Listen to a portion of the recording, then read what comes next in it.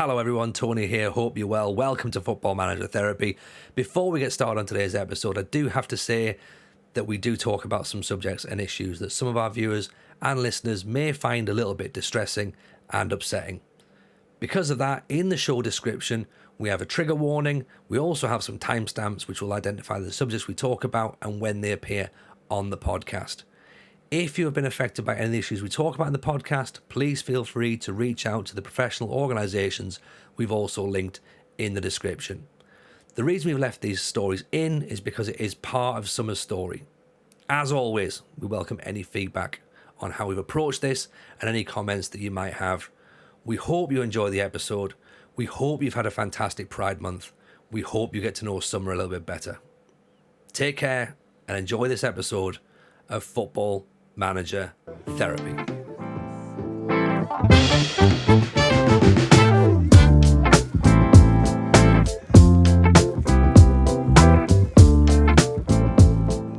Hello everyone, welcome along to another episode of Football Manager Therapy. I am of course your host Tony Jameson, and joining me as always on the hottest day of the year, it's the one and only Rich Owens. Rich, how are you, buddy? Oh, hello, mate. I am unpleasantly warm. Is what I am. Just I'm not even hot. Just unpleasantly warm. I hate the sun with a vengeance. I am a passionate winter. That's what I am. So this whole thing can just get in the bin. Absolutely fuming with it. Preach. Anything above 6 degrees, it's far too warm for me. Like, I can't be doing it. Everyone's sat going, oh, this is lovely, isn't it? Going, no, this is terrible. If everything melts, that's not good, right? Mm-hmm. Here I am. And to be fair, I'm not entirely sure I'm going to make it through this podcast without sort of having hair wax dripping through my eyes or whatever. So apologies in advance to anybody who's watching on YouTube, by the way. This is going to be a deterioration and then some. But anyway, enough of all that. We do, of course, have another wonderful guest, obviously following on from last week's episode with the United City FM. Some fantastic feedback. Everyone seemed to love that. We have gone above and beyond with a brand new guest. Everybody, welcome, Stacey Summers. Hello, how's everybody? Thanks so much for inviting me on, guys. I'm absolutely delighted to be asked. Delighted to be here. Hey, it's an absolute pleasure to have you. We've been we said before we started recording that we've been keeping our eye on you for a while. We obviously wanted to get you on the show, and we just thought, you know what, now is the perfect time. Not because it's the hottest day of the year. Obviously, that would have made sense as well. Yeah, exactly. But, well, you know what? It's just got hotter again, right? So we've turned ourselves up to 11. It's ridiculously hot. It's ridiculously hot in Ireland as well. It's like, but like I was saying, we don't get sun. We just get the heat. We just get the haze and the heat. So it's not pleasant. Yeah. How's the weather? Just warm.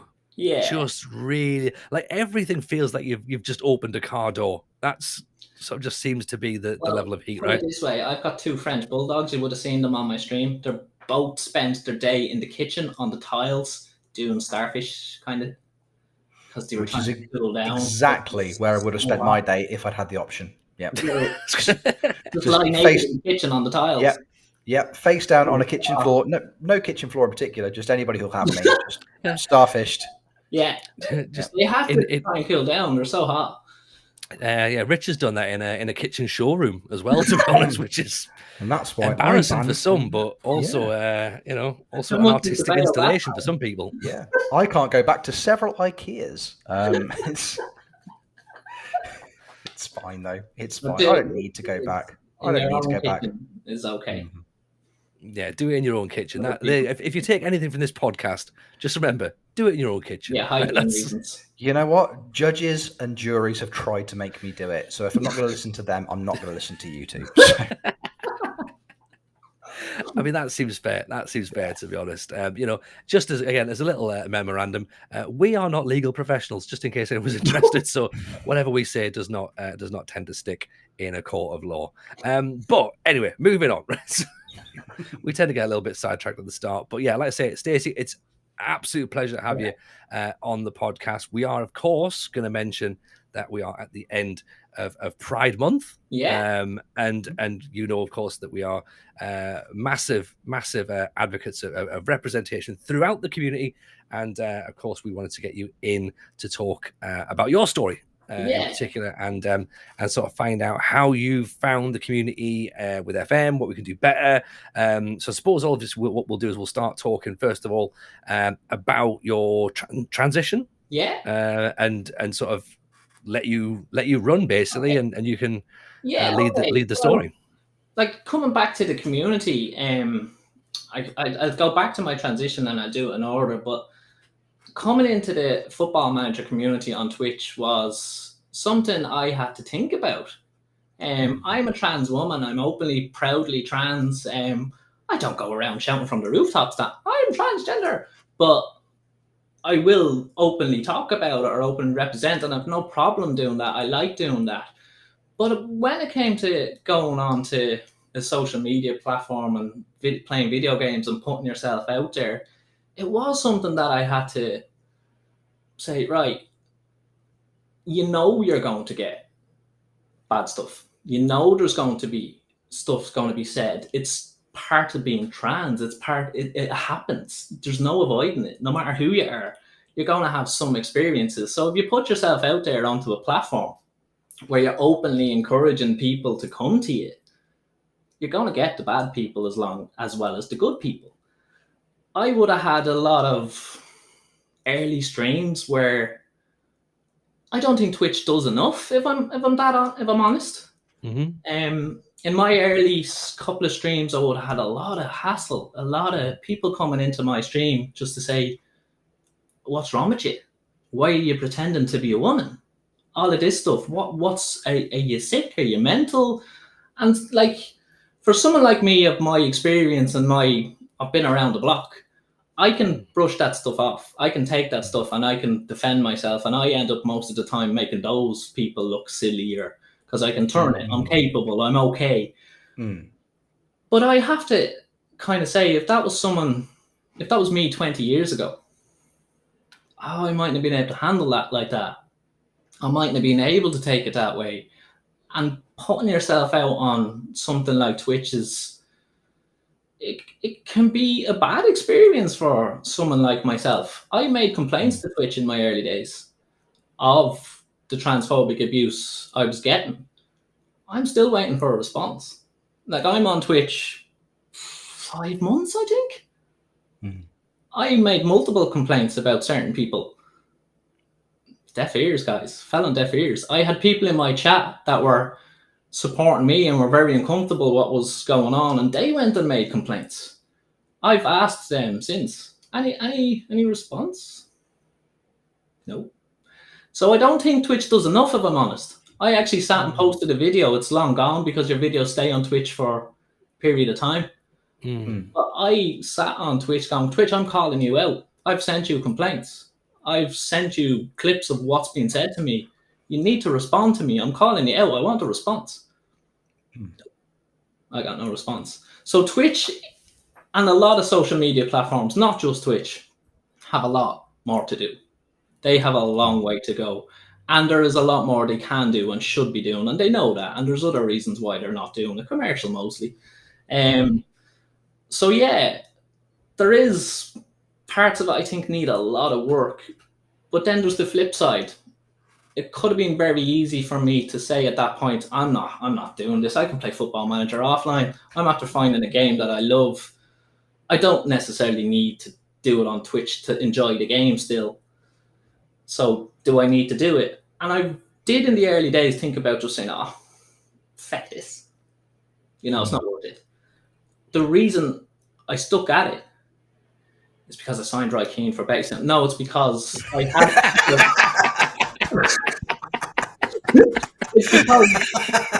had people come into my chat. Like, say, for example, Big Man on Campus would have been a perfect example of it. He was in my chat early. There was other people that were like, hey, State is great. I was getting private messages telling me how amazing it is to see someone and it's brilliant and what can I do to help you? And I was like, what can you do to help me? What do you mean? have you got your setup done? Have you got extensions? I didn't even know what extensions were. People from the community, the football manager community, did that for me. Mm-hmm. They didn't know me. Complete stranger to them. They started subscribing to my channel, and I was like, what the fuck are you doing? I was like, how do I give this money back? What are you doing? And then I felt a bit like, well, these people are these are amazing. I've never met these people. I almost felt obliged to come back to them. So it wasn't the game. It wasn't Twitch. It was people like you, Tony, people like Rich, people like Chuck, people like, say, Ali, people, there's a lot of them, Limo, that they all made me feel like I'd been in this community since the first Football Manager game. It wasn't you're a newcomer or you're this or you're that. It was, oh, come on in. I was overwhelmed by it. So the community itself, I cannot speak highly enough of. And I'm still here because of the community. Twitch, I think, and other social media just in general has a long, long way to go. And why we're still sitting having conversations about people giving IDs, about people having to prove who they are before they can do any of this stuff, beggars belief to me. That's astonishing that we're not at that stage. That should be, it's too easy for anyone now to sit behind the cam and say what they like. Words have serious repercussions a lot of the time. And like I said, not for me, I'm a bit older and wiser, thankfully, when I went onto Twitch. But we all know that the cyberbullying stories, how far they've gone. We've all heard. We all know it's fact and it's real. So why it's still so easy for people to do this is just, I struggle to get my head around that, if I'm honest. The racism you see on Instagram, people coming into my chat and just totally abusing me, and they don't know who I am. They've never met me. I've seen Ali recently posting about he had people in his chat racially abusing them, total strangers. And I'm like, why is this still allowed to be happening on a platform like Twitch? It's easy to stop it. These people won't say these things if they're going to be held accountable. And we can hold them accountable by putting systems in place. We need to do it. So I don't think it will ever stop or change until we are punishing people, holding people accountable for what they do and say online, basically. Online is no different to real life. Treat people and talk to people the way you would to them in the street. That's the way I see it. It's no different. Just because there's a camera or there's thousands of miles between you doesn't mean your respect goes out the window or common sense goes out the window. And it's kind of like, wow, what is wrong with some of these people? It's incredible. I completely agree. And we had Mr. Diz on the podcast a few weeks ago, and he was saying exactly the same thing. We're looking at people about having verified email addresses for things like Twitter or Facebook or Twitch. I mean, without wanting to make light of anything, you're like ourselves, you're old enough to know that Blockbuster Video, you needed 3 forms of ID to rent a video. You can log on, you can create an email address in seconds, jump online and just spread hate, unfiltered. And to some people, presumably they're thinking untraceable. Obviously it's not untraceable, of course it's not, but there should be mechanisms in place. And again, Diz had mentioned about, when we see stuff, we're very open. When we see stuff, we call it out. We mentioned the stuff with Ali last week, of course, at the start of the podcast as well. And we said, look, we're not standing for this. This is we can add our voice to that conversation, and of course we're going to do so as well. But I think Des had said something along the lines of, it's not just about banning people in the chat, but it's then the people who are in the chat as well, the viewers, reporting these individuals to Twitch as well. But as you're saying there, that Twitch are then sitting and not doing anything about it, that goes back on them. You've got a social responsibility to make sure your users feel safe and do not feel vulnerable or victimized. Exactly. They have an onus to protect the people. There could be there could be a young 16-year-old person that's trans streaming on Twitch that would get the abuse I got, and they could go off and really take that to heart, and they could really start thinking, and before you know it, something terrible has happened. Trying to act then? What does it take? We've been in this situation before. We've seen this before. They need to, I just think all of these companies need to step up here. They really, really do. Because, hate speech is, when people see it on the internet, it's a kind of a case of monkey see, monkey do. Other people do it. Other people think it's all right. Freedom of speech does not okay you to say whatever you like. No. You give freedom of speech to express yourself, but if you express yourself in a certain way, you need to own that then. There's consequence. You can say it. You gotta back it up then, or you gotta like say, yeah, you know, there's a lot of things like that I'm just like, people have the wrong idea of that, and that's not what freedom of speech is. No, exactly. I think you've hit the key word there.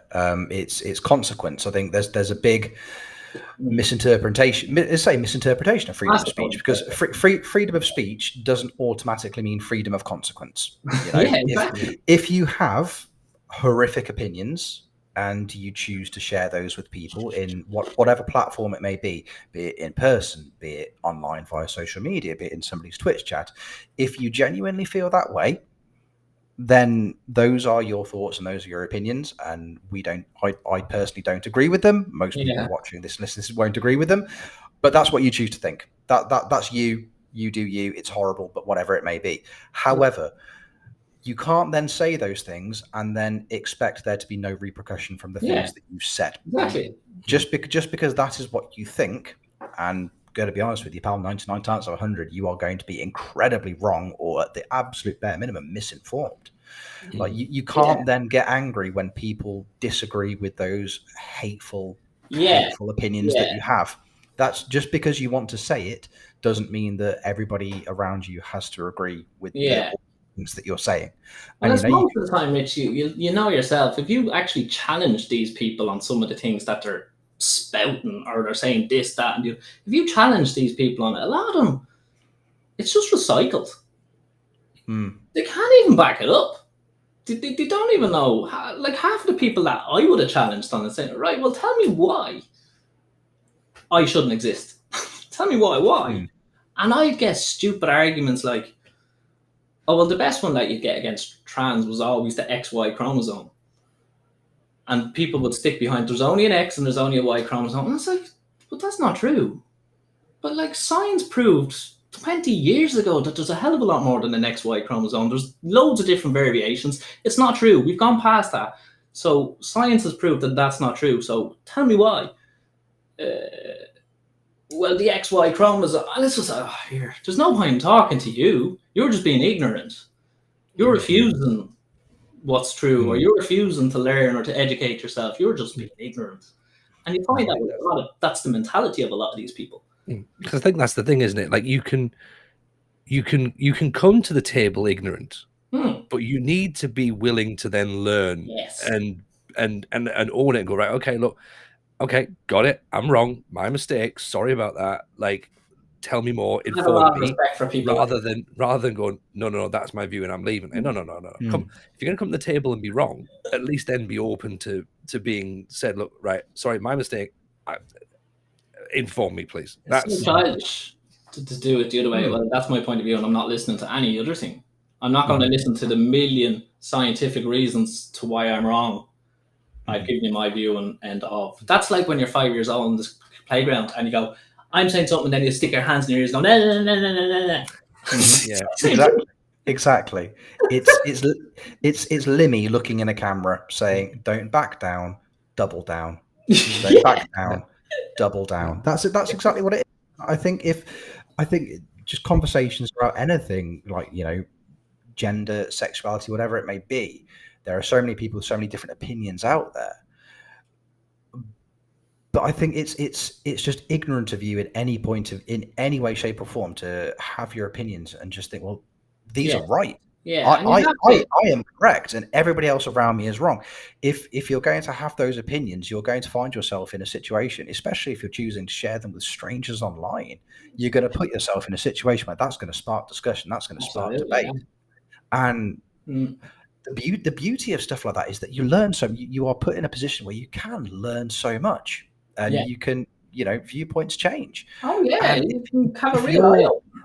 Exactly. Yeah. And if you're ignorant, or if you are too ignorant to realize that, and you just want to put yourself out there on a platform and say, this is what I believe, I'm correct, blah, blah, blah, blah, blah, blah, blah, blah, blah, blah. Everyone else starts talking, then it's just a complete waste of yours and everybody else's time, and you're not adding anything to that discussion. And It's happened to me on my stream, like where I've been probably a bit foolish and naive with certain people, that they've come in and they've started off with what's between your legs.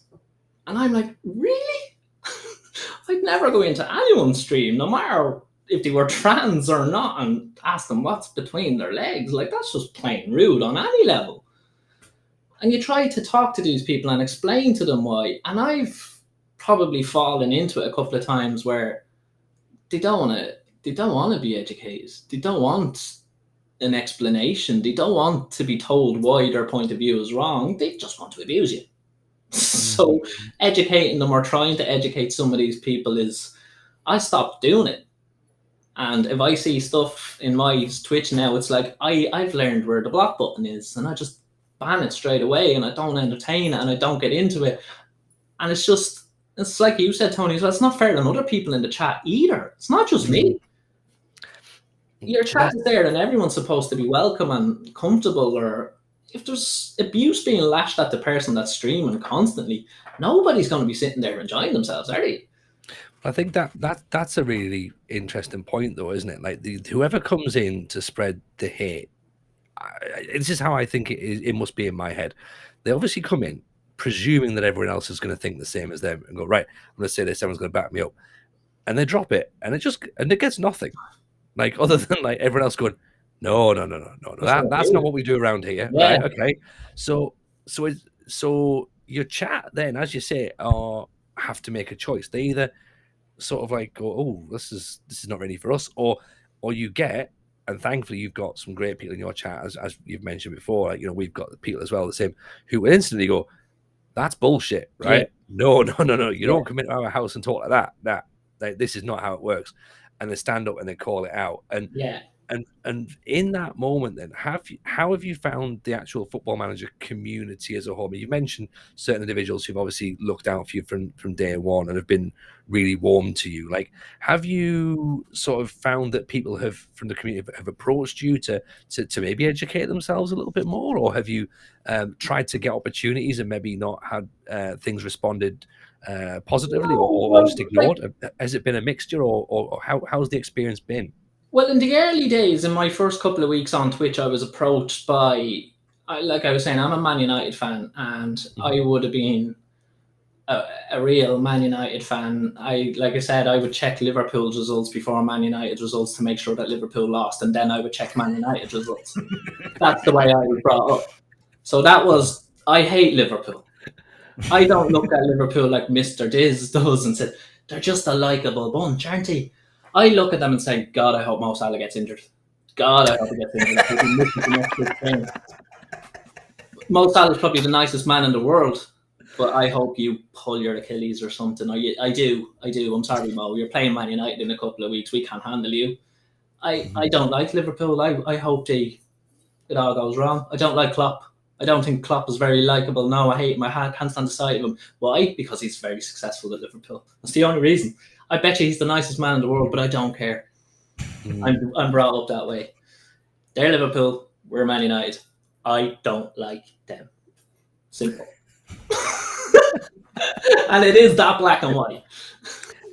What are we talking about? Tolerance and we'll move on. But yeah, no, so we're saying there about opportunities. Then, so have you had opportunities? Yeah, because I would sit on my stream and I would talk Man United and I would talk football, people started to actually go, Jesus, she knows what she's talking about. She actually does know football. She does know what she's talking about. She does know tactics and she can talk football. So I had this guy in my room that was another Man U fan and that ran a chat show on Twitch. So I'd say I was only streaming 2 weeks and he approached me, would I come on to his podcast and talk football? And I was like, okay, I might do it. Yeah, why not? I'm very new to this. I'm only kind of learning, but if it comes to talking about Man United, I can talk all night. So grand, I'll do it, yeah. And I'll come across, I think I'll give fairly good points and opinions about Man United. They'd be educated. I'm a fan. I watch them. I go to see them. So I was like kind of, okay, I can do that. I think I'd enjoy that, given my view on Man United. So I went and I said, I'll check out his show. I'll check out a stream, see what type of stuff it is or whatever. And lo and behold, there was 4 people on it talking about me. So I was like, what's going on here? They were talking about the trans girl coming on to the show next week. And she actually does know football, believe it or not. And then one of the reactions was, trans? What do you mean? Oh my God. And he put his hands over his eyes. And I'm sitting there watching this, and they didn't know I was watching. So I was like, oh, they're talking about me. So I'm going to let this play out. I'm going to watch a bit of this. So it developed and it went further until there was things like, God, I hope she doesn't get it out. I wonder what she has between her legs. So she's still all, and that's the way the conversation on a football podcast on Twitch went about me. The person that they'd asked to go on the show. So I was just gobsmacked, looking at going, wow, this is the mentality of people. This is what you're dealing with. I didn't get upset about it. I just went straight and I blocked the guy. I didn't explain that, and I didn't say I'm not going on your show or whatever. I just blocked everything. But of course he went and set up new accounts and stuff to contact me and ask me what's going on. And all I ever responded to was, I watched your show on whatever such a day. And it went quiet then. But that's what you're dealing with. That was very disappointing. I was delighted to be asked the same way I was here. I was like, wow, they're asking me. They want to actually talk to me and listen to what I have to say. I'm delighted. And then when I checked out and saw that, it was just so deflating. So that's what they really think. That's what they really think. Mm-hmm. So that was tough. That was tough. But I moved on from it. Just let it go. But what a again, put yourself out there. You're going to get this eventually. You're going to have to deal with it. You're going to have to be strong. And again, it's just like we were discussing earlier. You're an older member of the community. Had that been somebody younger, more naive, put in that situation, that's the fear. Exactly. Somebody who's new to the platform, a younger trans person, for example, is put in that position and would appear on that show with no, they may not have taken time to. They might be able to deal with that. Just exactly, deal with that. Exactly, you're cyberbullying. So exactly, we've all been given opportunities. I know myself and Tony probably through things like comedy where you get offered something, and especially if you're newer to the industry, newer to the game, you're like, yeah, that sounds great. And sometimes the excitement of being offered the opportunity to do something outweighs the sensible kind of thought process. Okay, well, if I'm going to do this, I should maybe I'll check out that show. I'll speak to some people that have been involved before, and then you could just turn up and you could have an absolutely horrific experience because of it. So again, imagine what could have happened if I had went on. Of course, yeah. Because you can see the mentality of the people. They probably would have asked me those questions. And like as Rich says, though, it's testament to yourself that you're worldly aware enough to do a bit of due diligence and have a look at the situation you're going to get yourself into. But as you say, a younger person maybe wouldn't even think to do that. They just take the opportunity, go, all right, cool, yeah, that's brilliant, let me get me on. And then they're completely unaware of what's being said. And maybe they act differently when you're around, and that's even worse because then they're presenting a different side of themselves because they think that you've not seen that, which is horrific. And we always say, like, I've had moments in my stream, again, we've spoken off camera, like I've said a lot of stuff, particularly very openly recently about, and we'll get onto it, talking about things like the World Cup in Qatar, the Newcastle takeover. And I've said stuff that I can't take back, right? But you know what? I stand by everything I've said about it. Absolutely everything I've said about it. And I've fallen out with friends of mine for many, many years over my views of the Newcastle takeover in particular, because of the fact that I have friends who are from that area who are openly gay and will not feel welcome at their own football club. My God. How can a gay man support Newcastle now and feel accepted or welcomed as a fan? Or that's impossible. No, exactly. And like I've had to have those conversations, and they're all going, "Oh, but if it happened to your club and they got like loads of money," I'm like, "Mate, I left my club because I didn't like the manager. Like, I'm not just hanging about because my owners are murderers and homophobes. Like, Oh my God. come on, like, oh, great, now you get an extra left back. Like, it's not. Is it worth it? Is it worth it?" Yeah, I was very proud of Man United, say 3-4 years ago, maybe. They were the first Premiership club to openly come out and say we support the LGBT community, and they had their rent. And I thought, oh, Man United, go Man United, well done. I was delighted. But I would totally agree with you on the whole Newcastle thing. I'm disgusted that went through.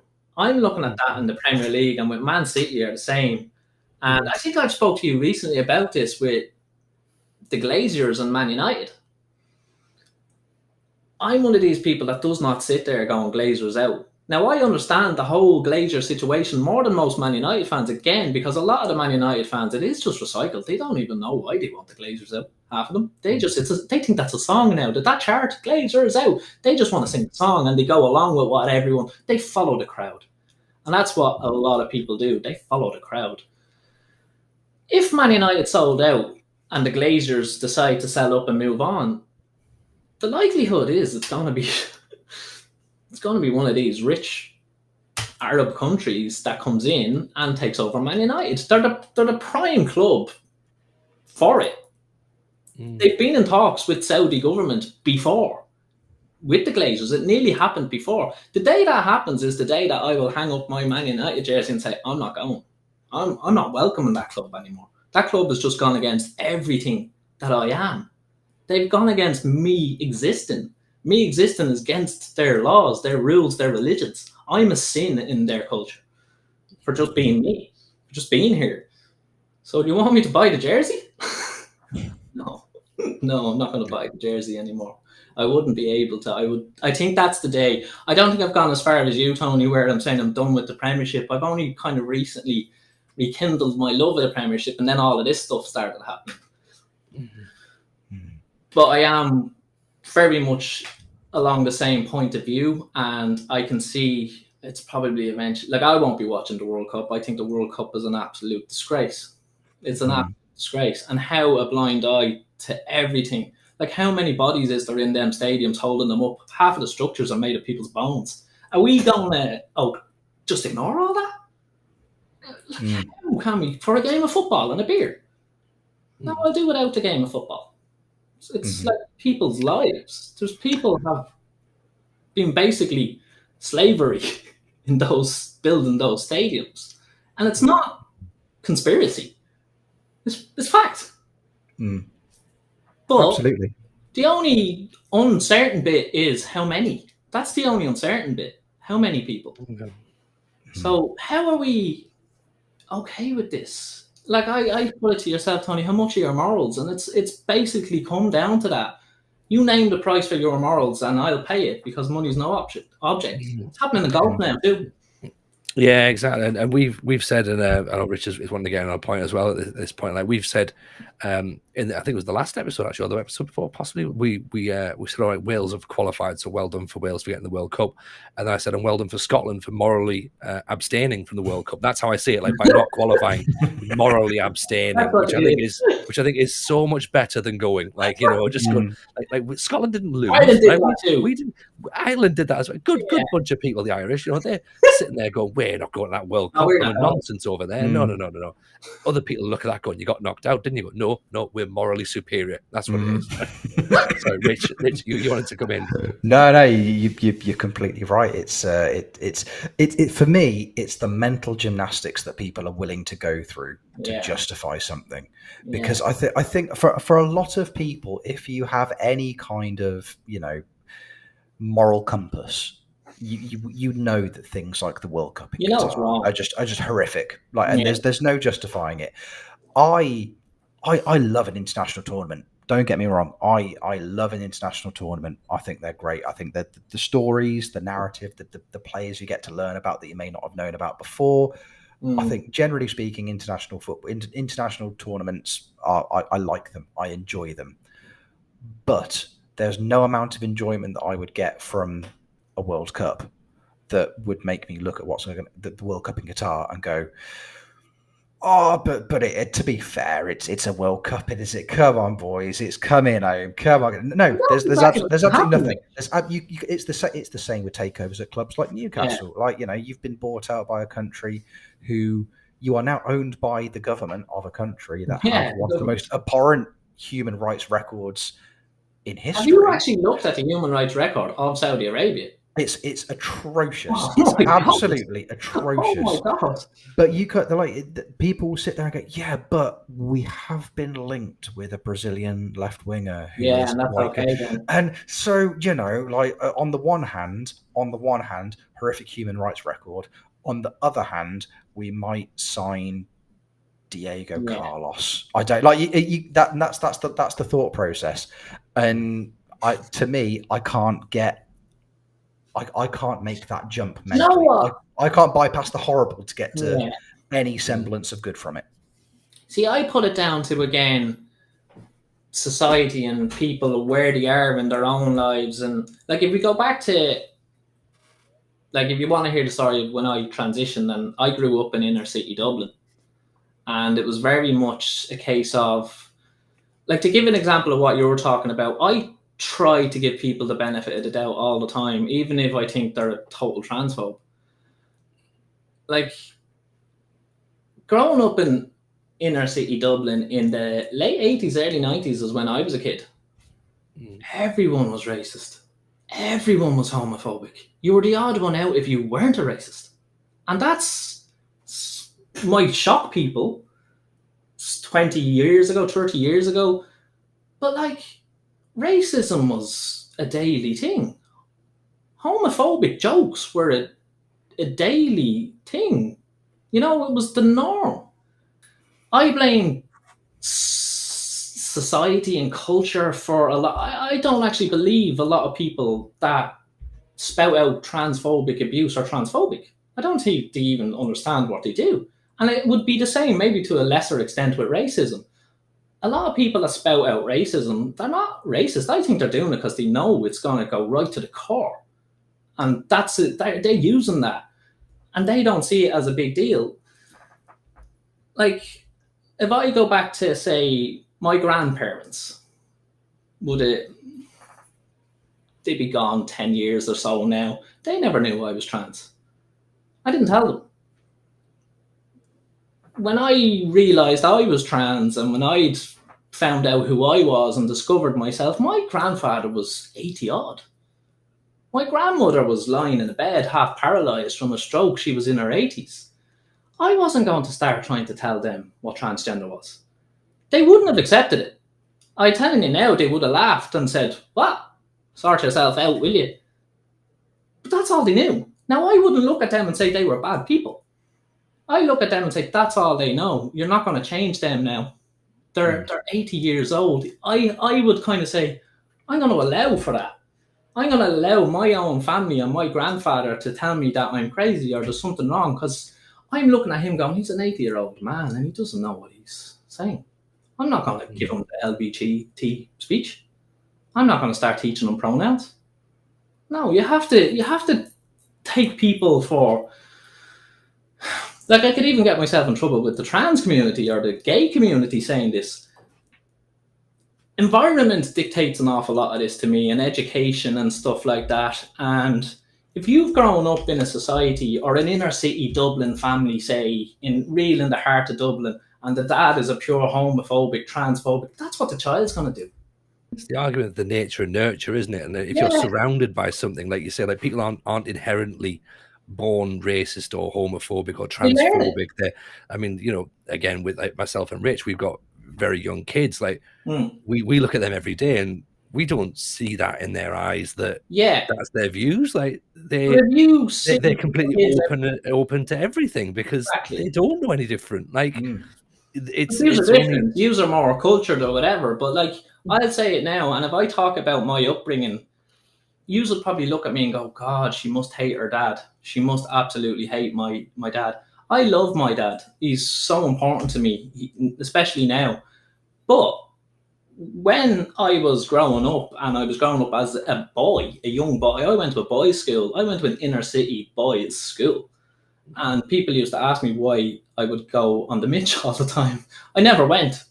I couldn't face going into a classroom with 30 other boys and sitting in the middle. I thought they were animals.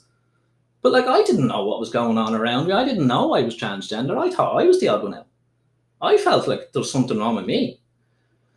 So I just didn't go to school. And then I'd get caught and I'd be brought up in front of the principal or whatever and say, now make sure this doesn't happen again. Then I just wouldn't go to school the next day, because getting in trouble with my parents or the school was a lot easier than facing the full day in a classroom full of boys that I was completely out of my depth and completely overwhelmed in. So like, I didn't go. And no matter how much trouble I got in, I wasn't going. They nearly had to lock me in the classrooms because I would just leave, because it was so overwhelming. You know, but nobody understood that. Nobody got it. I didn't get it. Nobody knew what transgender was when I was growing up. It wasn't heard of. I didn't know anyone transgender. I'd never met a transgender person. I was growing up thinking, God, I've got some serious issues. That was genuinely my thought. And God, I could never tell people what goes through my head. And like, I would have been caught by my dad. Say, I had a sister, very similar age. She's a year and a half older than me. So I was taking her clothes and stuff like that, and I'd be dressing up. And my dad caught me a couple of times. And he beat the shit out of me. That's what happened. I love my dad. He loved me. But when he caught me doing these things, I remember a couple of things like, oh, you're not going to be one of them weirdos. And he'd be punching me. But like, you might look at that and sit and listen to that and go, oh my God, that's horrible. That's absolutely, that's the way it was, Tony. That's the way it was in the back in there. Like I said, there's no ill feeling between me and my dad. He's a very, very important person in my life. He knows what he done when I was young. He knows he was wrong. He knows that it wasn't very easy for me living with him, and I basically grew up in fear of the man. And like, I didn't come out as trans until I was in my late 20s. I was long gone out of a family home and long gone out. There was no way I would have come out as trans when I was growing up in Dublin. For a long time, I didn't understand what it was. Anyway, I didn't know. But like I said, I played football in inner city Dublin for most of my life. I played for some of what would be classed as the rougher areas of Dublin, because that's where I was from. I was from the city. If I had tried to tell any of the lads that I played football with, do you know what I'm doing when I go home after this match? I'm going into my sister's room and she bought a lovely top yesterday and I've been dying to try it on. They would have beat the shit out of me. Hey, and we've seen online as well this week, though. You've got some skills as well, though. You must have been a decent player. Yeah. And there's a story to football. I was never someone that was massively into football. I liked it. I thought it was okay. But it turned out when I played as a kid, I wasn't bad. And I was such a different kid. I was that kid that you all see on telly now. When they're going home from school, they'd have to go around the long way, 2 miles out of the way, because they were avoiding the other boys. Because they used to beat me up and take my lunch money and all. So I used to go miles out of my way to go home. Most of the time I'd be kicking a football along the way, just entertaining myself. But I ended up building, like I said, I was in my late 20s when I came out as a trans person. Not because I didn't know before that or whatever. There was no way I could come out. I just couldn't do it. My biggest fear and my biggest obstacle was myself. And that was thinking about what other people will say, what everyone else will think. Do you know who had the person that held me back the most and had the biggest problem with coming out turned out to be me. Because after I come out, I'm lucky in a sense. I got a lot of support. My family didn't turn on me. Nobody abandoned me. I was very, very lucky. And I still have a support system around me. So I'm very lucky in that sense. So the person that made the biggest deal about me coming out as trans, and by God, I made a big deal about it, was me. It was me. I couldn't do it. And when I did do it eventually, and there wasn't a big reaction, it was a bit like, that was very underwhelming. Anyway, let's just Can we do this again, please? Yeah, Can we start again? I wanted gasps.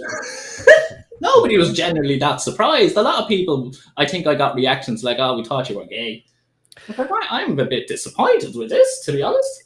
It happens though, isn't it? Like my cousin as well. She had a sort of similar situation. She was with my grandparents, and sort of like, so I'm lesbian, and my grand just went, "Only until you get married, though, aren't you?" And I was like, "No, it's not how it works, Gran."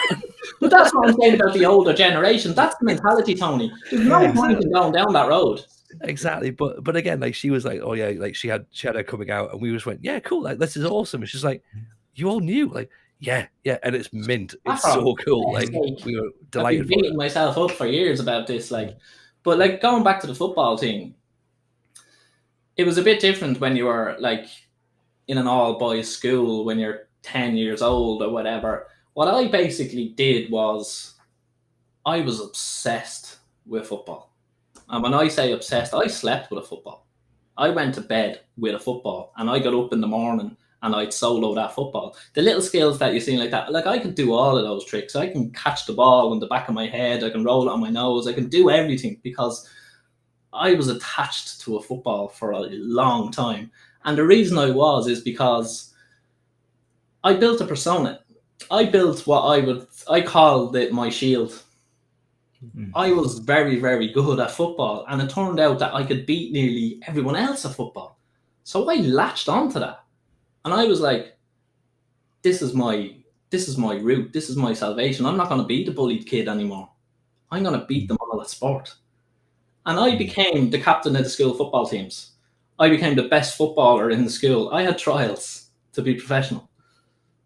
I was obsessed with football and I was very, very good at it because I dedicated my life to it because I used it to protect me and to get me through a lot of my younger years. Nobody in the later years, say when I went up into, say, secondary school, I was the captain of all the football teams. And they were inner city Dublin football teams. Nobody bullied me anymore. They all knew me. They all knew that's the captain of East Wall, or that's the captain of St. Joseph's there. That's the football captain there. You know, the one that has all the trials and all. That's that person.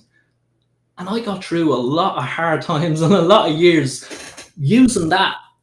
That was my shield, and Man United was my shield, and I became obsessed with football. And it worked. Like I would have been bullied a lot more than I was only for football. It was a case of just won a game of World Cup. Just ever played World Cup? Yeah. Not playing against you though. But I always won, and I'd be playing the kids in the classes above me. And I would beat them, and I would win, and I'd be the last person standing in World Cup. And I would have been playing kids that were in 2 years above me and 2 years below me, and the whole school would play. So it was a real case of, wow, after killing everybody, people that are 2 years older, after killing them. So I didn't get bullied. So, in terms of like the kind of group dynamic that you would have had with other like younger lads like you're playing football with, especially like being captain of like school teams, I'm guessing it was probably got a lot of kind of similar faces kind of going up through the years. Would you say the dynamic, like kind of the dynamic that you had with that group of lads, how different was that? Football captain. Yeah. How different was that to, for example, because I know you talked earlier about kind of that fear of just being in a room with 30 lads in a classroom, terrifying. Young lads, horrible people. Like, how different was that dynamic? Did you find it a lot easier to cope? No, I didn't. I had the same kind of problems. Kind of problems, Rich. It was always the same. If I was with a group of lads, it was worse playing football because you had to go into dressing rooms and you had to. My football career, as good as I was at football, it was done when I was 15, 16. I was done. Started hitting puberty, starting going into dressing rooms. I was having anxiety attacks. I was freezing up. I still at that point didn't know what was wrong. I was the captain of these teams and I was running to the dressing room. I would go right down to the far corner of the room. I'd get my coat. I put it on the bench beside me. I put my football bag. I get the kit bag. I basically built a fort. I was building a fort in the corner of the dressing room, and then all the other lads would stroll in and they'd be looking at me building a wall out of the gear bags. And they were like, what the fuck is going on? I was basically making myself a locker because I didn't want to be looking around and, oh my God, it was just like, I can't handle this anymore. And like, that's when I stopped playing football. It just, bang, stopped. I was supposed to go to Crewe Alexander. Wow. Didn't go. Stopped. Now, it wouldn't have worked out anyway. It's not as if I was going to go down the road of being, it would have come out and I would have had issues or whatever. But it was just like, right, this can't go any further. This is getting too serious now, and we're getting to adults, and there's puberty, and there's football trials, and there's talking of going to England, and it was just like, yeah, be all in. I just quit. I just stopped playing. Wow. So with that, and again, we spoke about it briefly off camera. We're all very much of the agreement that there is clearly homosexual footballers, trans footballers waiting to come out. Like, it's impossible. My heart is going out now to the gay or bisexual lad sitting in Newcastle's dressing room going, what the fuck am I going to do? Like, that's the thing. Like, because I mean, like, it is improving. Obviously, you know, it is improving slowly but surely. Again, like, you know, when as a former Aston Villa fan, you know, Thomas Hitzelsberger came out. The Hammer. Yeah, the Hammer. Mm-hmm. Amazing. And just the best human being as well. Like, and like that was like great because that was a really, really big message. And obviously, there's the lad over in Australia. There's like coaches and stuff I now started tweeting about, going, oh, we're doing this, and it's like, that's brilliant. But you're right. Statistically, it's not. Yeah, it's like, not. You must know how these people are feeling at this point. Going like, how do I do it? How do I say this is who I am? And because most of the time, 99% of the time, when people do say this is who I am, most of the educated population go, fucking brilliant. Yeah, excellent. Yeah. Exactly, and that's what I was alluding to with me. It was the same with me when I came out as trans. Jesus, it was so underwhelming. Nothing happens. Nothing happens. So I can only imagine, like we were saying it before we started, how many footballers is there in the Premier League? What's the number? Like, there's definitely a couple of gay lads in there or a couple of bi lads or whatever, and they're sitting there probably terrified of what if this comes out? My career could be ruined. That's so wrong. Or if they're like, chances are there is probably a gay or a bi person playing for Newcastle. The chances are there is. It's so common these days. Bisexuality, and you know, it's nothing. It's absolutely nothing.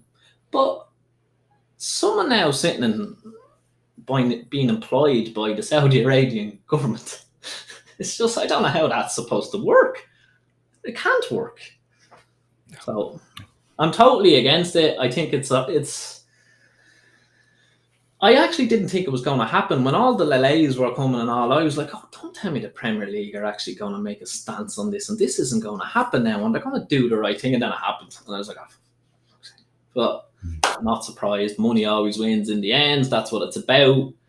So I think it's incredibly naive for just like even just a casual fan of football to just sit there and go, I'm all for equality in sport, but there's definitely no gay or bi players. No, macho men running around. No, definitely not. No, because they're footballers, and footballers aren't like that. It's like, of course there are going to be, like, even if it's not first team. Look, you've got clubs. They've got extensive youth setups. There's going to be players coming. Footballers aren't like that. Like it's the stereotype. It's the preconceived idea. Exactly. Look at me. I'm just sitting there telling us that I was supposed to go pro. I was supposed to go away and be a professional footballer before I came out as trans. It was lined up for me to go to Crewe. I don't look like the type of person Crewe were going to sign. I was a left full as well. I remember Brian Kerr coming to my matches when we were young, say under 14s, 15s. Brian Kerr would have been at my... You know who Brian Kerr is, don't you? Yeah. Richie, you pretending, or do you know? I'm not... How dare you? How dare you? You know what? You've not come for my job yet, but still, how dare you? Sometimes you don't need to come. Sometimes it's just there. Is this seat taken? No, clearly it's not. Seriously, I think back to things like that though, and I've said it would be before. If you guys involved rip with, on me 13 or 14 more times, I'm leaving. I'm done. I'm done. Oh, I'll step in. So it's cool. There you go. Watch it already. But yeah, well, Brian Kerr used to go to a lot of the matches that we played in quite regularly. He was involved with, I think it was a club called Cherry Orchard at the time, and they would have played against us. And Brian Kerr would have come over to me multiple times during matches and said, "You're Ireland's next left full. You're Ireland's next left full. You're going to be Ireland's next left full." And in my head after that, I was like, I really don't want to be Ireland's next Stevie Staunton, to be honest. I'd rather be Ireland's next top model or something like that. I really don't want to go down that road. I mean, to be fair, Ireland's Next Left Fullback is a TV show I'd probably watch. Yeah. Oh, absolutely. I'd be so. Just lighting up, going, oh, he's got shades of Dennis Irwin about him. I like that. Dennis Irwin about me, was there? I was like, oh God, I don't know how to take that at all. But, oh no, these are a bit too Curtis Fleming. No, he's not Irish. Yeah, but like that's why football was so important to me. Football played a massive role in my life for a lot of reasons that wouldn't be the norm. But if I hadn't got my football and I hadn't focused so much on it, like I said, I slept with a football. I honestly think my life would have been even harder than it was, you know, because I had that out. And then, like, as I got older and I stopped playing football, shell of a person. I wouldn't sit talking to yourself and Rich the way I am now 15 years ago. I wouldn't have been able to do it. I had nothing to say. I went through life ticking the boxes. I thought, right, this is what you need to do. You need to look like you're doing well in work. I had the best of jobs. I was super competitive and I needed to be the best at everything. And it was the same with football. I needed to be the best at it. And I was just it was all a big charade. It was all just a smokescreen. But whatever I did, I made sure I was the best at it so that I could always have something to say, basically. I was the best at this and I was the best at that. But I burned myself out. Like, I lived a lie, and I would be telling the people from work that I'm out with my friends, and I'd be telling my friends I'm with the people from work.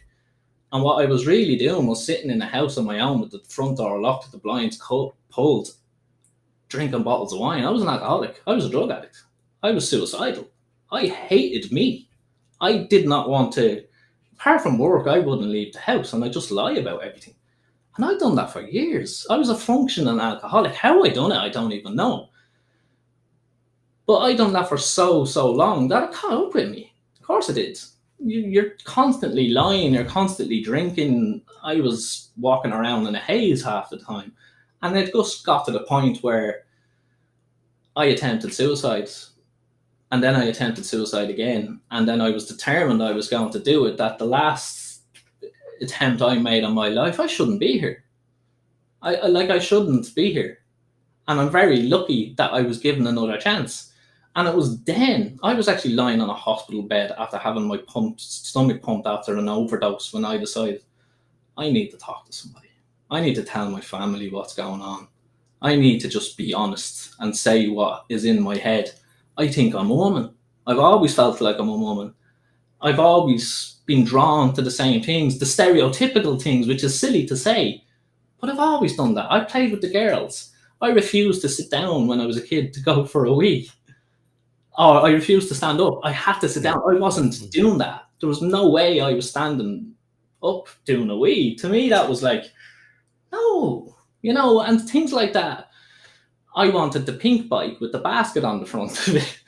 I didn't want the boys' bike and all that, but yeah, you know, it's things you don't even, I don't think people will ever fully get what trans is, or they'll fully even accept trans until it happens to someone in their family, until it happens.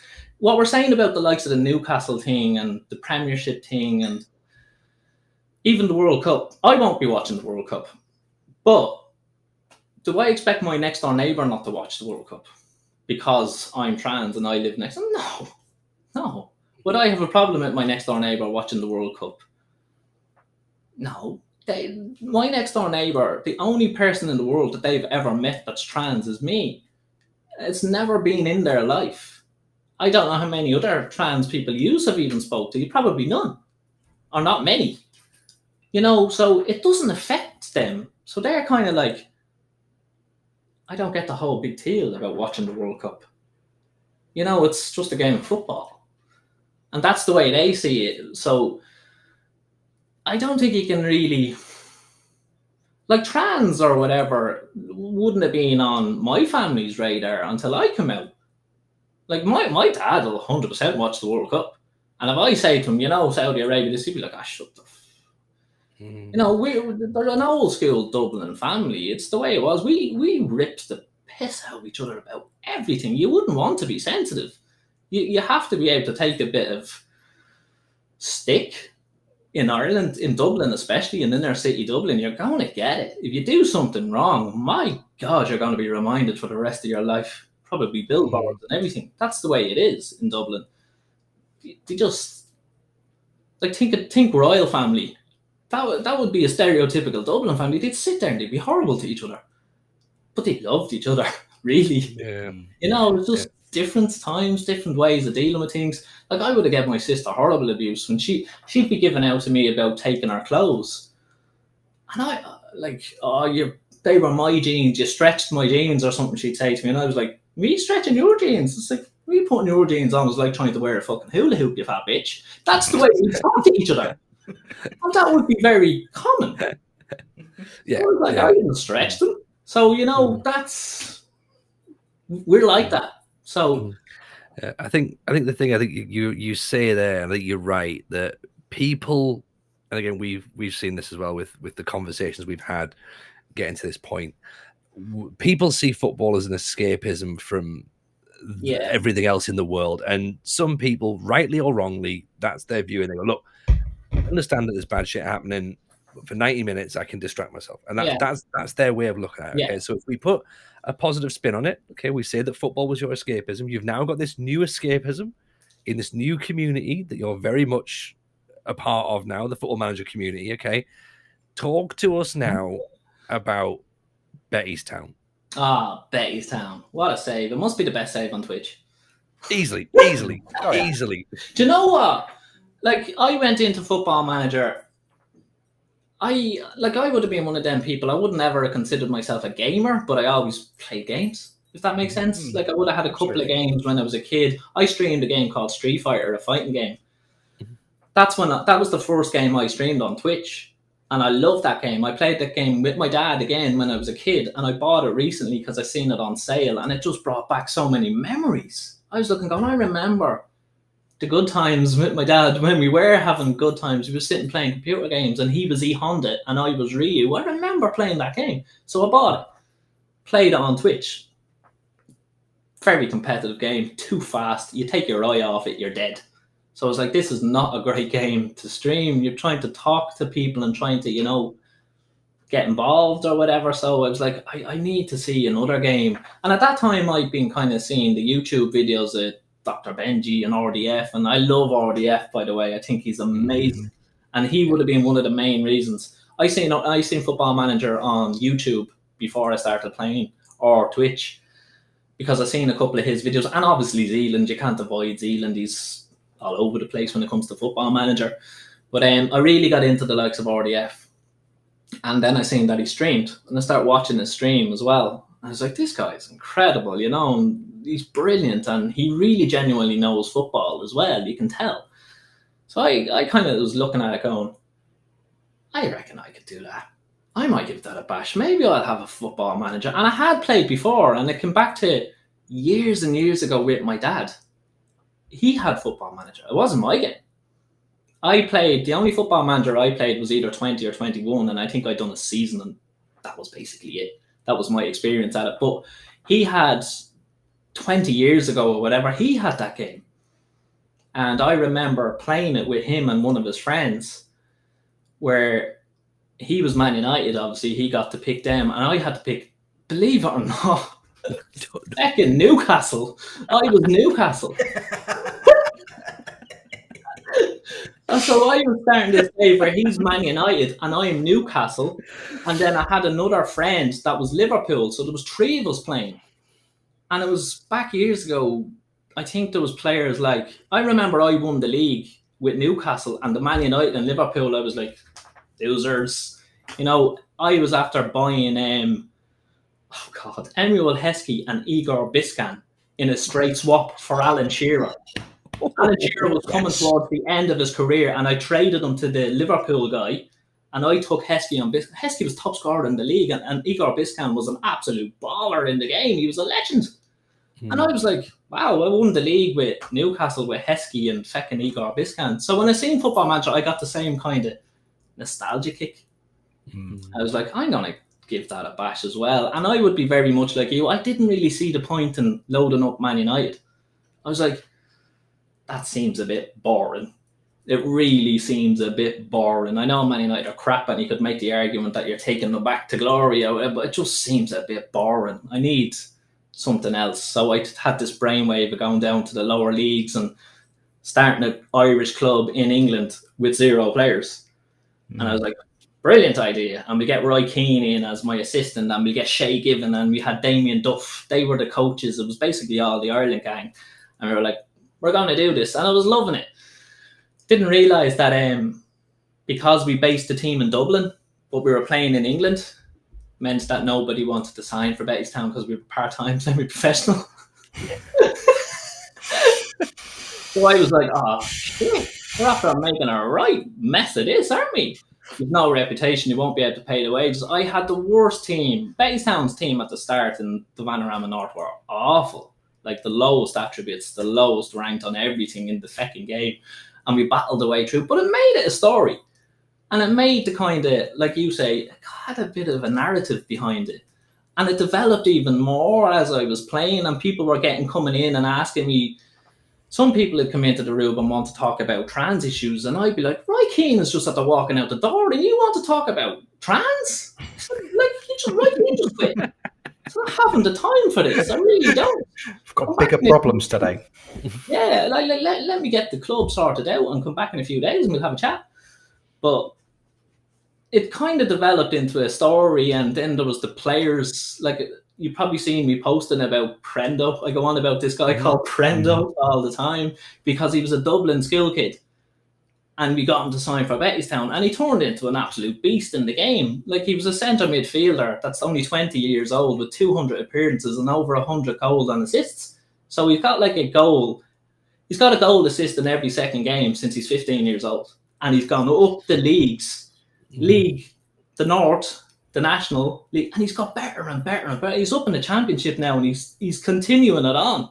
I have him back on loan. I had to sell him. I had to sell him to Watford because he wouldn't sign the new deal, wanted the bigger club. You know the way they go on in Football Manager, think they're bigger than the club, whatever. But he did that. But I'm already looking at the narrative of it. I snuck in a buyback clause. So I'm looking at the narrative of Bettystown, we get to the Premier League like we said we would. We get to the European Cup. We buy back Prendo. Prendo captains us to the European Cup. And Keno, you're coming back in here. You're coming back in here. So that's my plan. I'm planning on buying that player back when I get to the Premier League. That's perfect. We did something similar with Ricky J. Jones at Peterborough last year. Ricky Jade. So we ended. So obviously there's the Peterborough shirt behind me, right? We ended up at Peterborough, and we had Ricky Jade for like 2 seasons, but then West Ham bought him for 7 million quid, and we couldn't stop him at the ball. We're like, he's going. Plus it'll rise to like 10 million with some appearances and stuff. He got sent out on loan to a Dutch club. He made 7 appearances. That was it. The following season, I was like, we need a striker. Do you reckon we can get Ricky Jade back on loan? Get him back. So we got him back on loan for 3 seasons running. His contract expired at West Ham, and we got him back on a free. Yeah, definitely. So we essentially got 7 million quid for Ricky Jade, and never got back. really lost him. Yeah, got him back then. So yeah, it's brilliant. Well, that's the plan with Prendo as well. Like, I'm determined now that Bettystown can win a European Cup with Prendo as the captain, even though he doesn't play for us anymore. Well, we have him on loan. I managed to sell him for 3 million. He was in the last 6 months of his contract, to get him loaned back. So we're doing our first season in the Championship, and we still have Prendo. Hopefully he'll go to Watford then. He'll probably do a year or 2 or whatever. If I can establish myself in the Premier League, it's going to be the first person I buy. It's going to be Prendo. He's coming back. And the thing about what I love about the save is Prendo came from Vanarama North. He's going to be in the Premier League. I think I've at least 2 other players still in the Bettystown squad. That play that came from the Vanarama North, and they're going straight to the Premier. They're going to go to the Premier League and play. And I'm like, that's pretty good. I think I've accomplished something there. We took these and we put them through our academy and we made them players, and now they're Premier League players. Well, not yet, but they will be when we get there. But that's the narrative, that's the story, and I think it just makes it more interesting. It makes it more interesting, and then I think when you're doing it on stream and you've got people coming in that are genuinely saying, oh wow, the last time I was in your stream you were in League 2, you're in the Championship, that actually makes me feel good. So yeah, we've gone up leagues. It's like it's a real promotion you're talking about. I've never heard people say that about my stream, to be honest. They go, are you still in League 2? Like, it's been 6 months. Well, what I normally say to myself when I go into I go into your stream, Tony, and go, another different club? I was only watching yesterday and he was in Brazil somewhere. What's he doing in Japan? Like, yeah. I don't know your saves where you go around. I think you're looking for gigs in other parts of the world. Yeah, you're looking for a gig. A little bit like that, yeah. A little bit. Looking for a gig. I'm out looking for podcast hosts, to be honest. The Indonesian scene was a bit sparse. So But like every time I go into your stream, you're in another part of the fucking world somewhere. It's like, what's he doing? We're back in Vanarama North now. We're all right. We're all right at Brackley, I think. You know, Rich is settled. Rich is a bit of a safe hopper, but I think he's settled now. So it's narrative wins in the end. Exactly. I think one of my favourite ever Twitch moments, just not even in the context of Football Manager, is being in Tony's stream and watching people coming back in and saying, I'm sure last time I was here you were managing Sunderland. Is this Azerbaijan? What's going on here? It's also as well that random. That three streams where people going, why are you managing in Italy? I killed a wasp. That was it. I think I remember the wasp talk. All right, like what? Yeah, I had to say sorry to the wasp community, and then.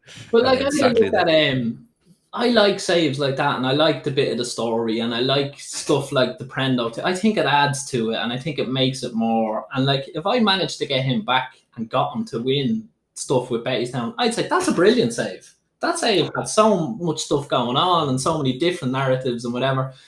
That I'm looking at, what do I do after Bettystown?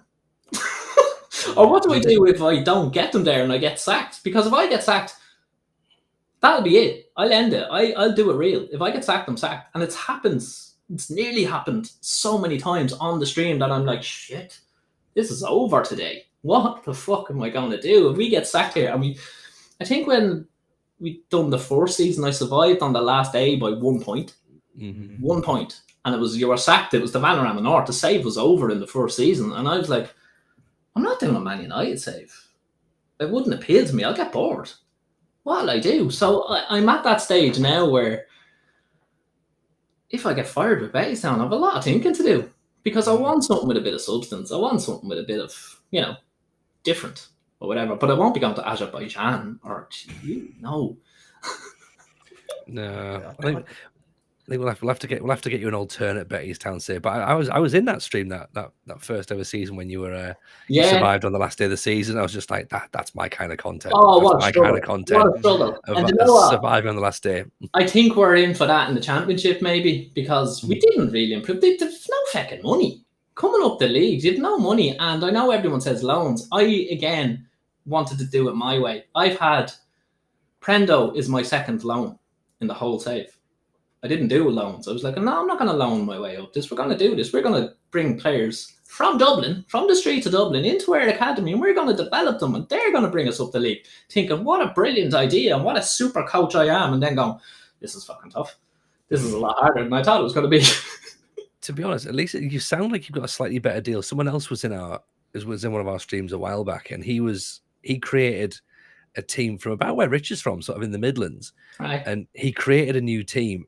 And he wanted to put them in the conference, but he said, like, York had a big stadium. He says, I'll use York as my home ground.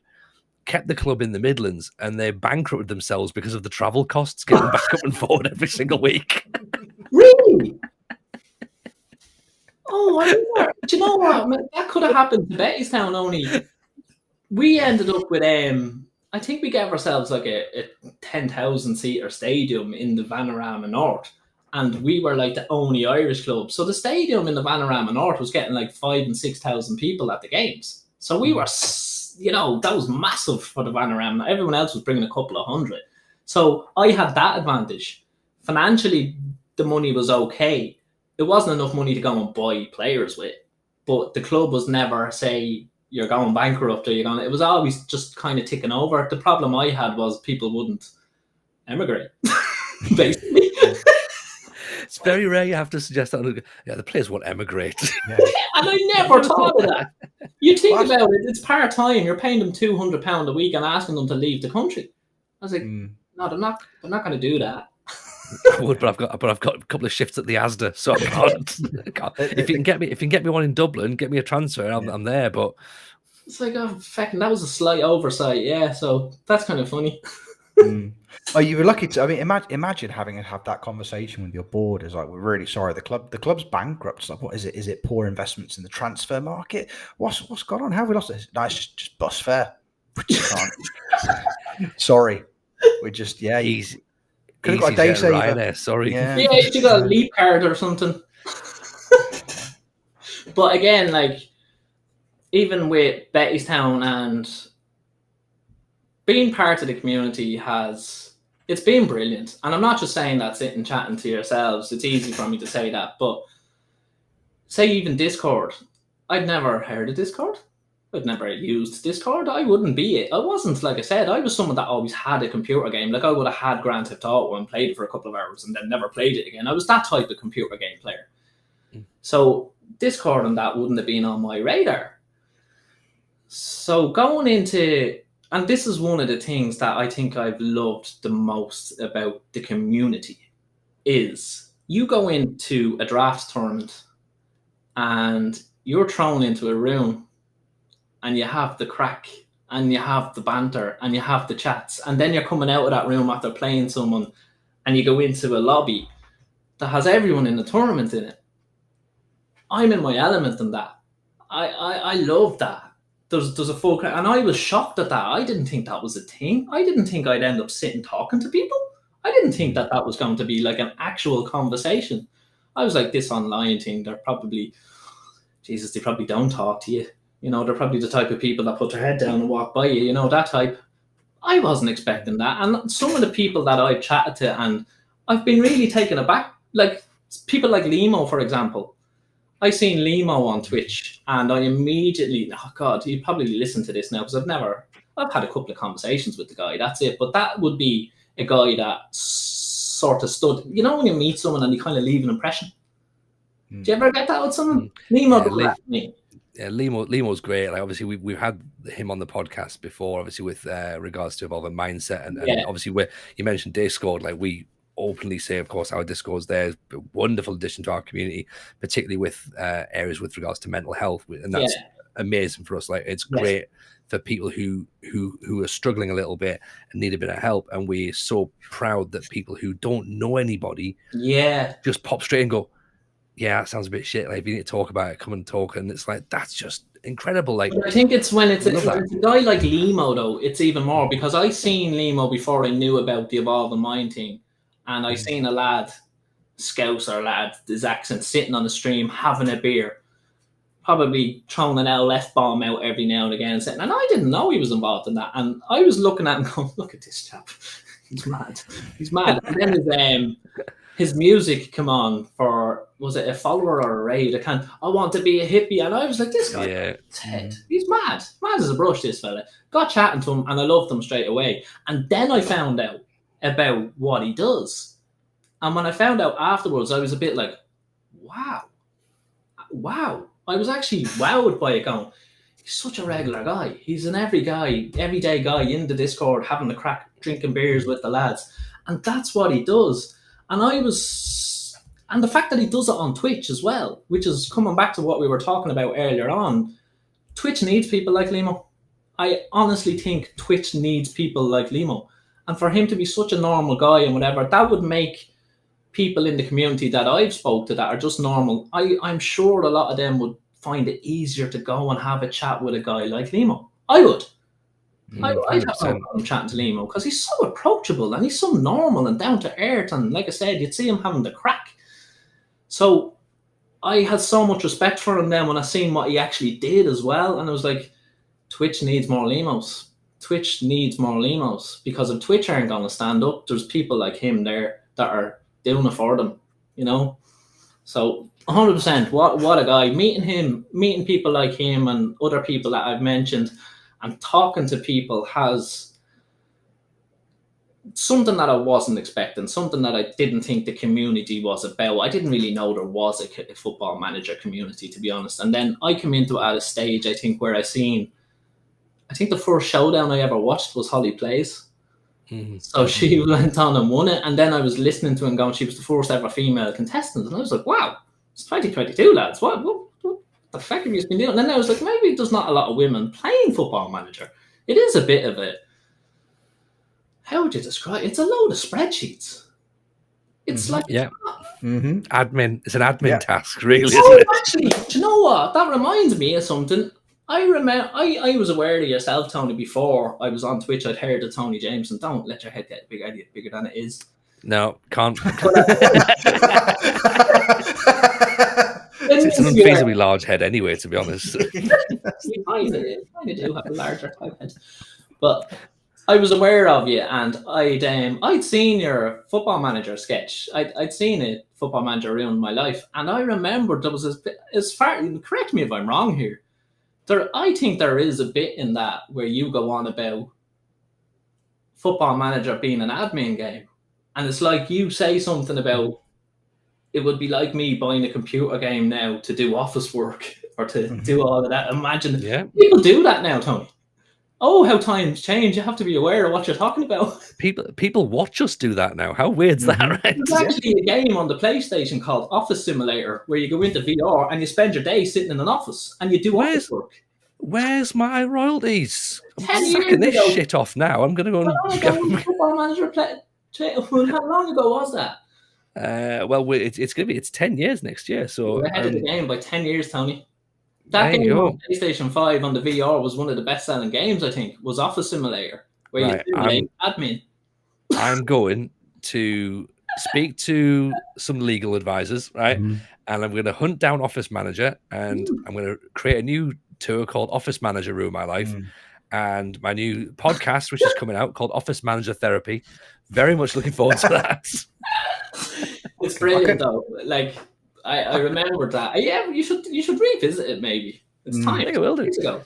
We're talking about possibly revisiting the tour next year or the year after. So, but we'll look at that. I mean, I think you've mentioned something, and I think we'll sort of start to wind it all down a wee bit now. But you're saying there about going into the lobby and stuff and talking to other members of the community, and I had a conversation over the weekend with a couple of guys. Mozza in particular was part of the conversation, and we were saying like that we don't feel as though there's a Mozza and Ali, and like we're sort of in the mindset that right now the community feels in a really good place. Like we've had some ups and downs, particularly during the pandemic. The community sort of like has built some of the bigger guys, like I think Ben and has been saying as well. So like, you know, that now the community is becoming a thing, and we are talking to each other more, like with things like the PvP tournaments.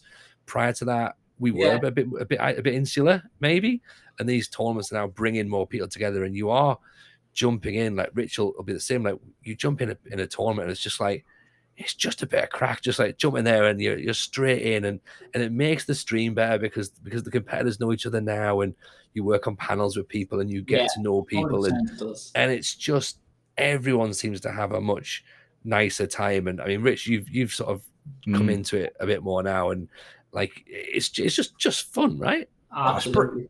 It's brilliant. It's brilliant. It's such a great group, and as I say, it's the communication between people. It's getting to know those people.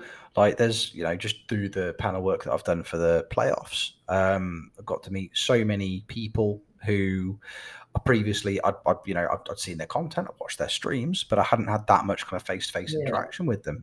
Taking part in drafts, like people like I think Owen's a perfect example of that. My first interactions with Owen were we've drafted in a tournament together.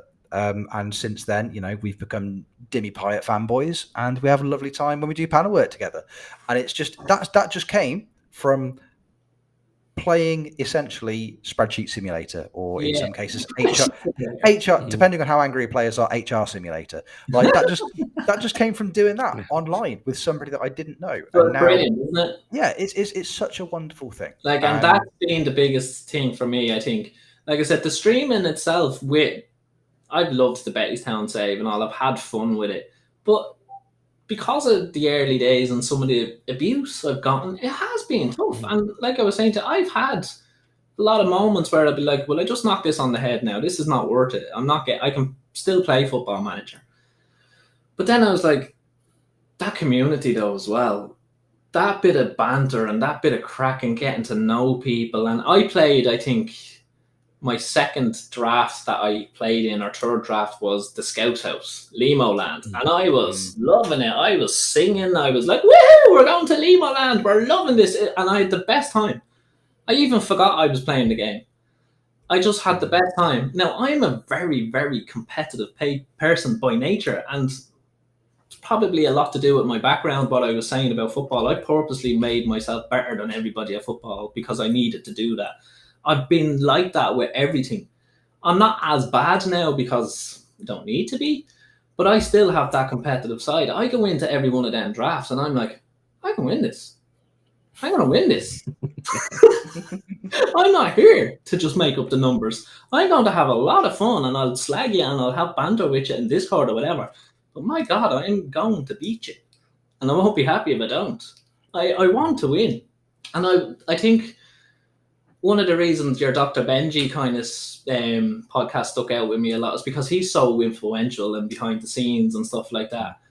And I was kind of looking at all yous going, they are a bunch of middle-aged 40-year-old men. They're probably not ready for somebody like me, to be honest.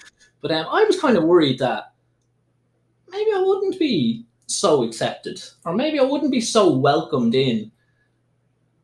Not a bit of it. Not a bit of it. It's been the total opposite, and I have absolutely loved it. And I'm so happy I got involved in it. And it was a lot because of COVID maybe and stuff. I started going down that road of looking at streaming or getting into gaming again or whatever. But I'm so happy I did, because I can see myself getting involved. I was going to say, when's the party, lads? When's the FM party? We're booking it. There'll be a meetup at some point, and we'll get it sorted. There. If it's in the UK, whatever, I'm all for it. I'd love to meet so many of the people I've chatted with. Loved it. Absolutely loved it. I'd love to go and have a few drinks or a night out or whatever. I think it would be amazing. So I'd love it. I think we get that booked then. Yeah. That seems to be the plan going forward. But yeah, you know what? I think from everyone that's been in your company, Stacey, and hopefully people who've been listening to the podcast, like, we absolutely love that you're part of the community. Genuinely, like, you bring something so fresh and fun and vibrant to the community that nobody else does. And let's say, I think we're all very, very happy that everyone has embraced you. And obviously we need to say thank you, obviously, for coming on. And absolute pleasure, lads. Like I said from the start, delighted to be asked. Really delighted to be asked. And it's a pleasure. Well, it won't be the last time, I think. Is what we'll say. I think we'll definitely be seeing you again. If people want to find you via Twitter or Discord or streaming, how do they do that? Around Twitch. It's really what I am. I have my Twitch save. I don't even know what it is. What's my Twitch name? Twitch.tv/SummerSays. SummerSays, yeah. Shall I promote it for you? And then, find me there. Rich. We'll put the links in the description anyway, so you don't have to remember that stuff. It's totally fine. It's not my strong point, lads. Rich, do you want to plug yourself as well? Yeah, as always, you can find me twitch.tv/RichOwensFM. You can find me on Twitter @RichOwensFM. There'll be mediocre retro database content. Also, fingers crossed, it's been a very special week for me. My computer works properly now for the first time in forever. There we go. It's so that means I'm now confident enough to that there's going to be PvP content. I'm coming. I'm my hat is in the ring. Listen, you PvP community people. Brilliant. I'm coming for you. I'm looking forward to that. I'm calling them out now. Look at me go. I can't. I'm on fire. Listen, RDF, Sweet Left Foot, Ali, Mozza. I'm coming for you, and I'm going to get beaten by you in tournaments. But I'll be there. I'll be taking part. There you go. An exclusive. Rich's computer is going to do an entire stream. There you go. Last night, I did 3 hours. Do you know how many times my stream crashed, Tony? 0 times. Oof. 0 times, which is a new personal best for me. Well done. Like a professional, isn't it? I know. Look at me go. Every day we get better. There you go. You can, of course, follow the podcast as well, which is at FMT Pod. We're also on YouTube, of course, now as well, youtube.com/Football Manager Therapy. I'm over on Twitter at Tony Jameson, and Twitch is Tony Jameson FM.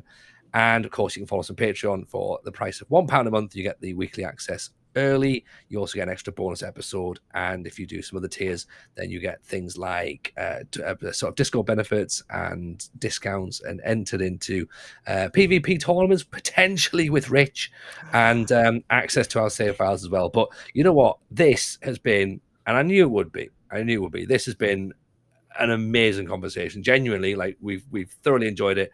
Summer, you will absolutely be invited back again in the future. Hope everyone's enjoyed it. Do let us know if you have. Let us know in the comments below.